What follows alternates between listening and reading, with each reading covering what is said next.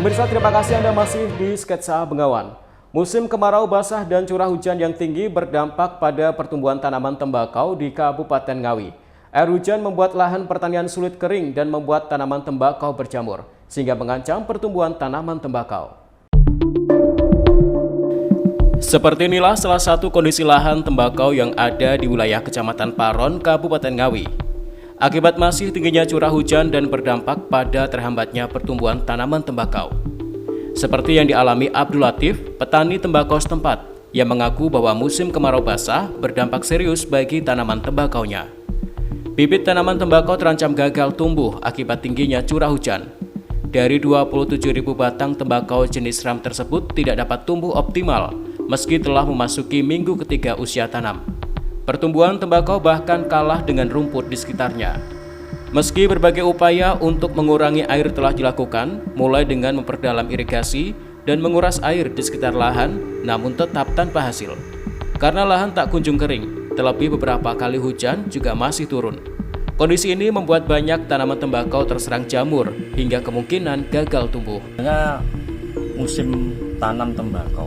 Nah, ini kendala kita dari petani. Ini intensitas turun hujan ini terlalu sering, jadi lahan nggak bisa kering, otomatis pertumbuhan tembakau kurang maksimal.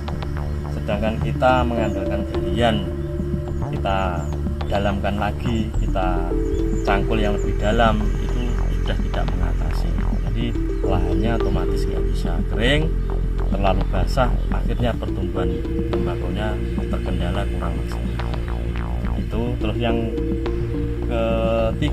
keduanya itu benih banyak yang lodo karena dari efek dari jamur. Jadi kita benih pun kita juga sudah lodo, terus kita tanam berarti kurang maksimal dari benih.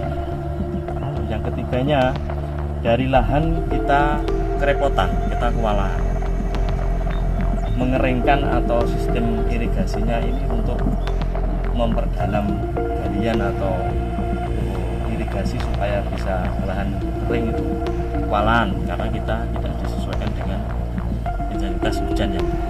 Sementara itu, data dari Dinas Ketahanan Pangan dan Pertanian Kabupaten Ngawi tercatat pada bulan Mei ini ada sekitar 100 hektar lahan yang telah ditanami tembakau.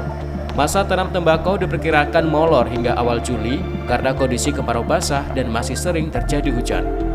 Ita Wahyu, CTV Ngawi.